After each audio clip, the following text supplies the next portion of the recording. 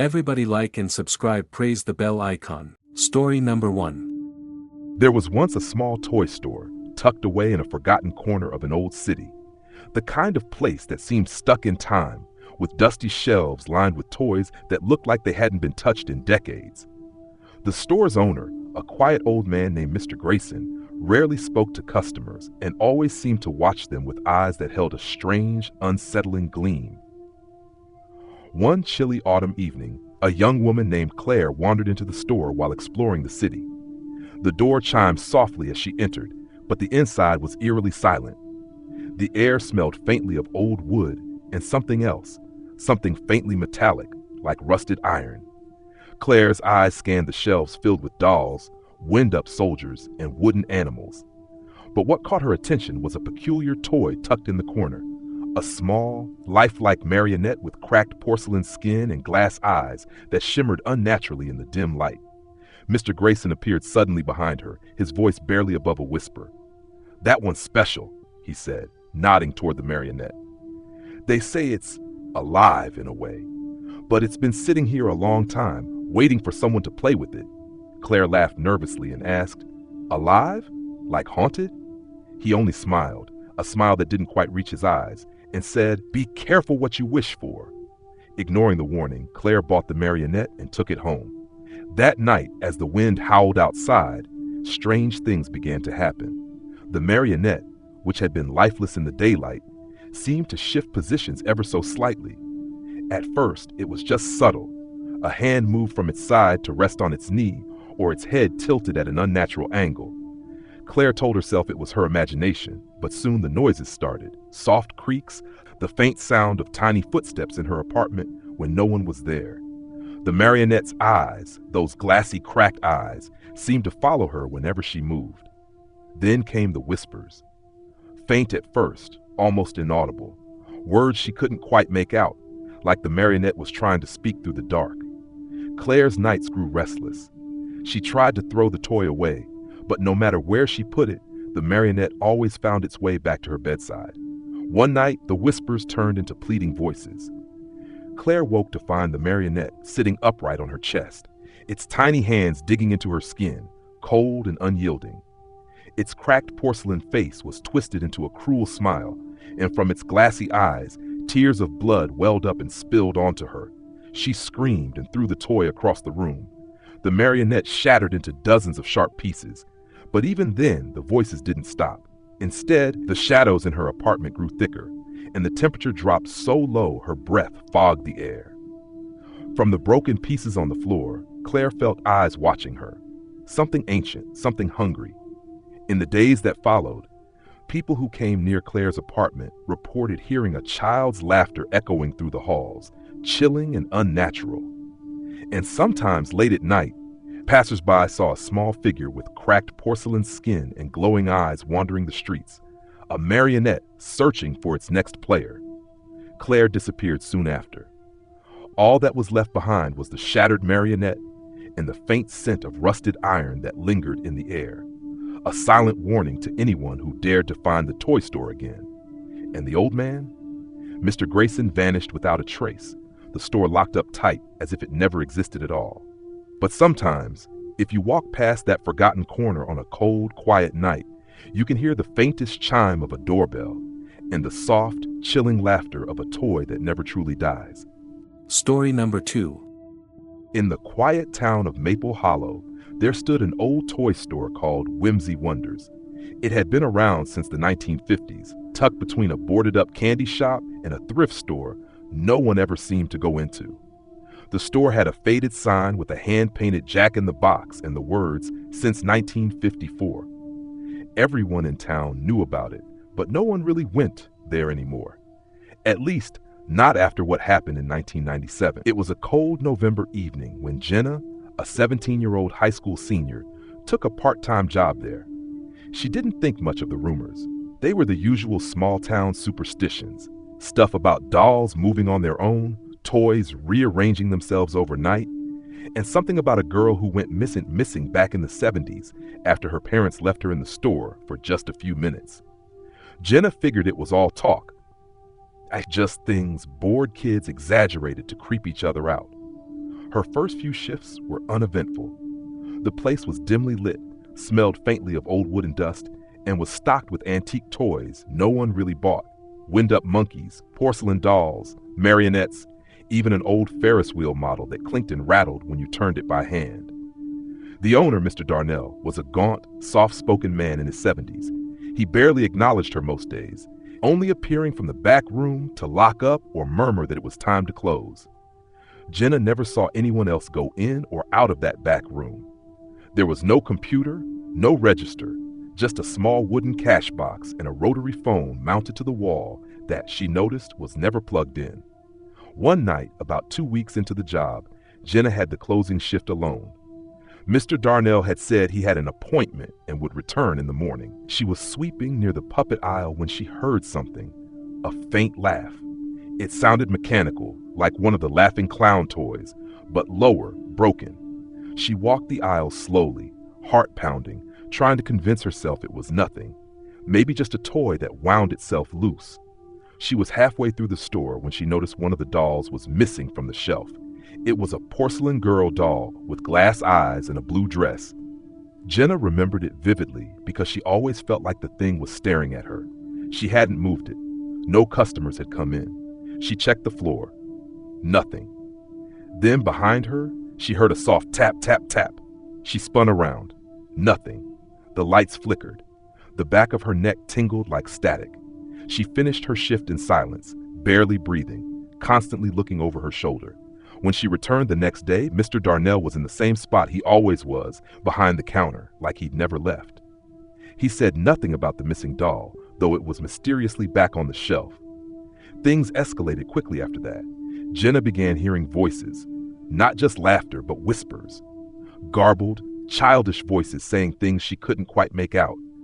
Sometimes she'd return from the storeroom to find toys rearranged in grotesque poses, stuffed animals hanging from the ceiling by jump ropes, a plastic tea party with severed doll limbs. At first, she thought it was someone messing with her. But there were no cameras, no signs of forced entry, and the windows were all nailed shut from the inside. She started having nightmares, always about the store. She'd be locked inside, the toys moving on their own, crawling across the floor with jerky, unnatural motions. The doll in the blue dress always appeared. Its mouth would stretch wider than humanly possible. It would whisper her name over and over. One night, during a violent thunderstorm, Jenna was alone in the store again. The power went out, plunging everything into darkness. Her flashlight barely worked.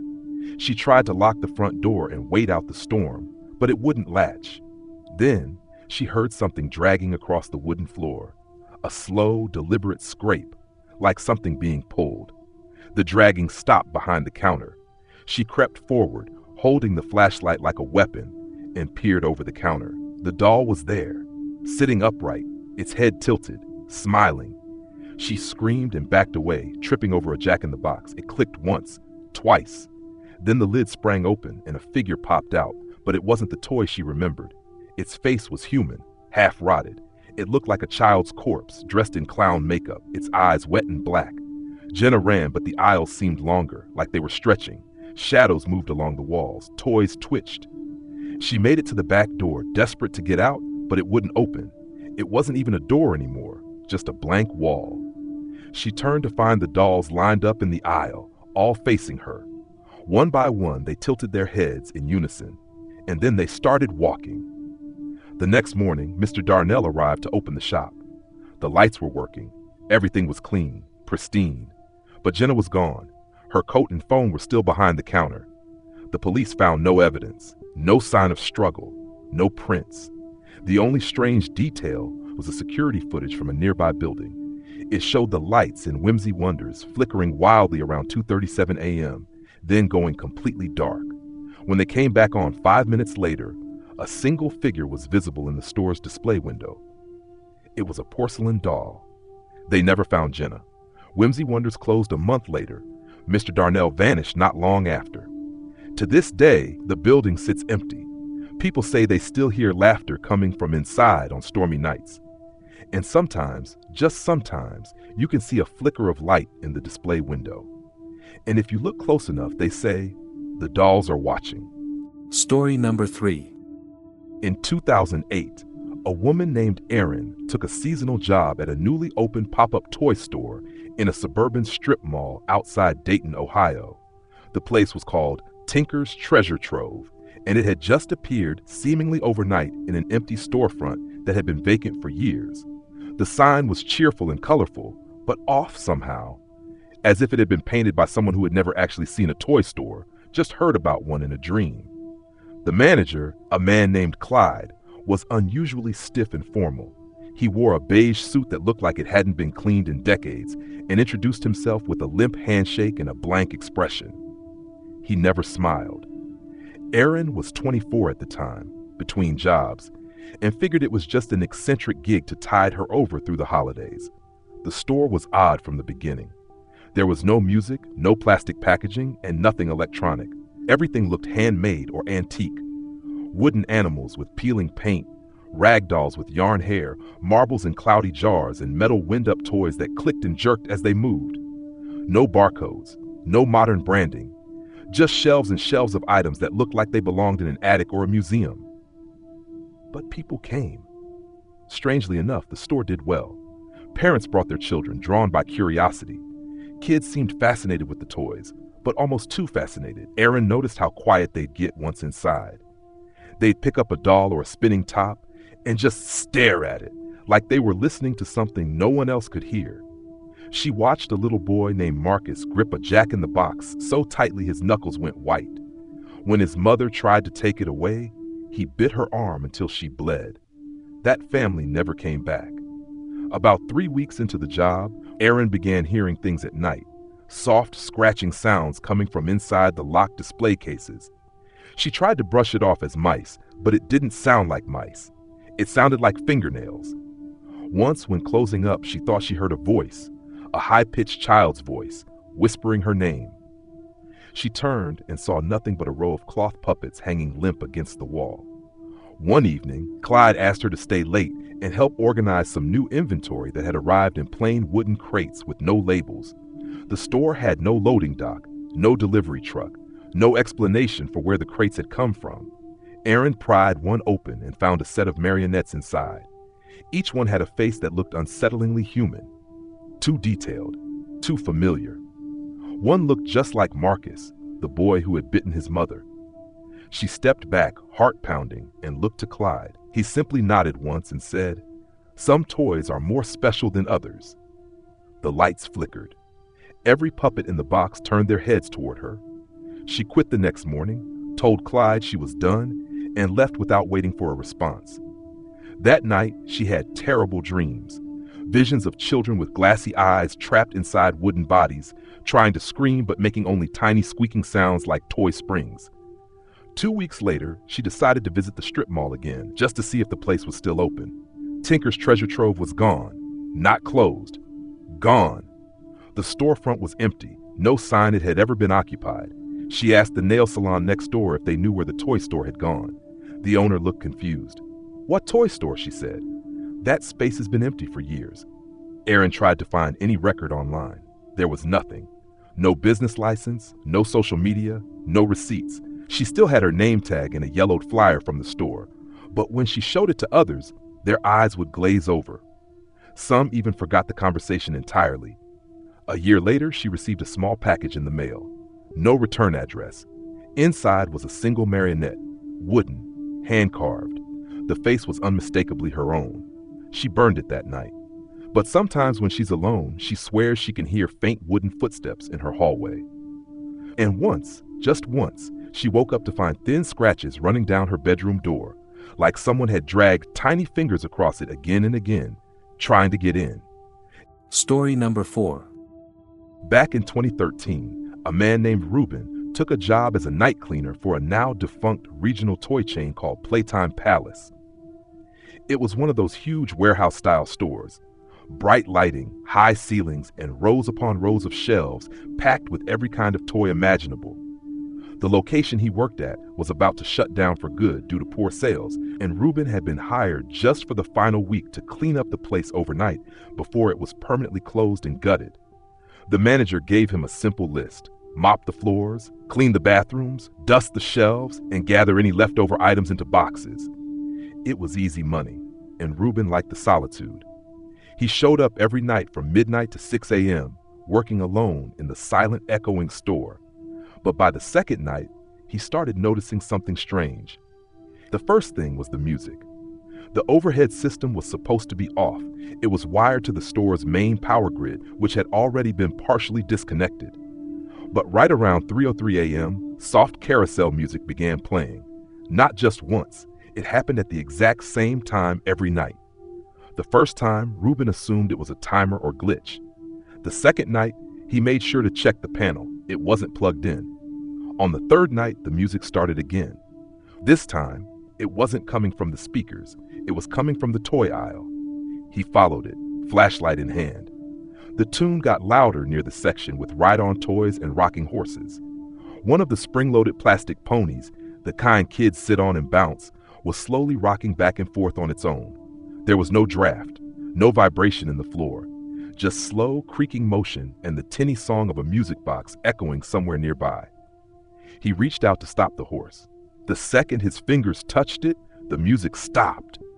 The store went completely silent. That was the same night he saw the figure. He was wiping down the counter near the back register when he caught movement out of the corner of his eye. He turned and saw what he thought was a little girl standing at the end of the aisle, just standing there. She had dark hair, pale skin, and a dress that looked outdated, like something from the 1940s. He called out, thinking maybe a child had wandered in somehow. She didn't move, didn't blink. Then, without warning, she turned sharply and walked behind a display of board games.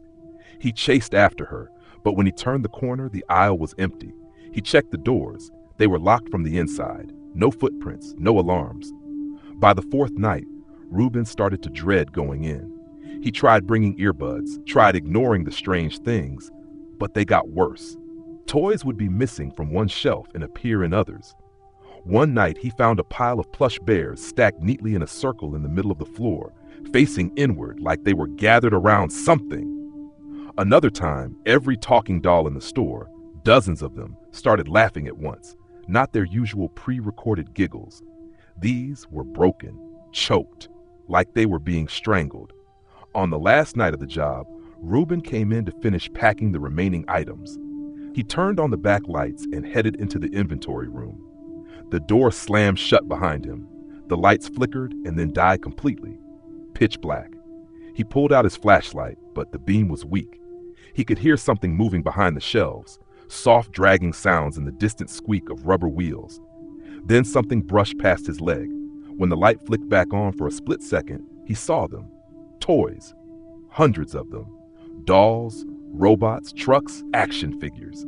All facing him, all motionless. But their eyes were wrong. Too real, too aware. One of the dolls tilted its head, the slow sound of twisting plastic echoing through the room. Then everything went black again. Reuben doesn't remember how he got out. He woke up the next morning on the floor near the entrance, the sun shining through the glass doors. The place was empty, silent. He quit that day, never went back. 2 months later, Playtime Palace burned down in the middle of the night.